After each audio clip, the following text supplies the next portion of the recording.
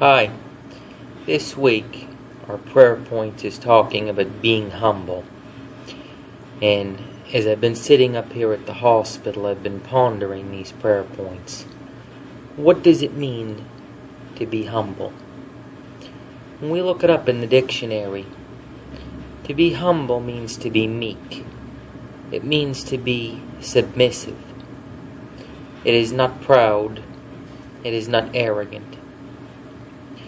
And as I was thinking of all these things that being humble is, I keep thinking of a hospital. I keep thinking to myself that everything about being humble is right here in these hallways. You know, these doctors go through years of medical school. And if we go to these doctors being arrogant, we're not showing them respect. We're not listening to what they have to say.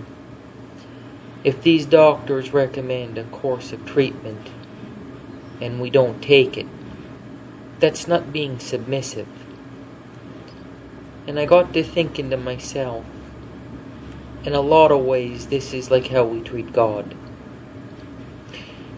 Today's prayer point in particular is being humble, is being strictly obedient. Are we obedient to God? Are we obedient in our day-to-day lives? Even to these doctors, are we being obedient? I think to myself, James 4:10, it says there, humble yourself in the sight of the Lord, and He will lift you up. Let's look at the first part of that. Humble yourself in the sight of the Lord. And let's look at our definition. Be submissive in the sight of the Lord. Don't be proud in the sight of the Lord. Don't be arrogant, but be humble to Him. If these doctors told you to take a course of treatment and you didn't do it, and you got very sick because you did not take the course of treatment, that's not being submissive.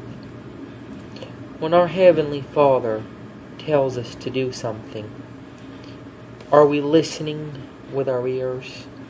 Is our mind open to what God is trying to say to us? Are we being submissive to our Father? Or are we being full of pride? Are we being arrogant?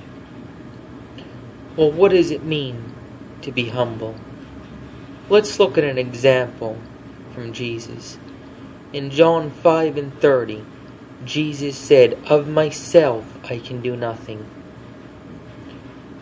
Do you say that in your life? Do you say of yourself, "I can do nothing"? Or do you think you've got it all under control? Do you think that you've got all this going on and you've got this? No, my friend, we don't have nothing. It's only our Father that has it. And without Him, we can do nothing.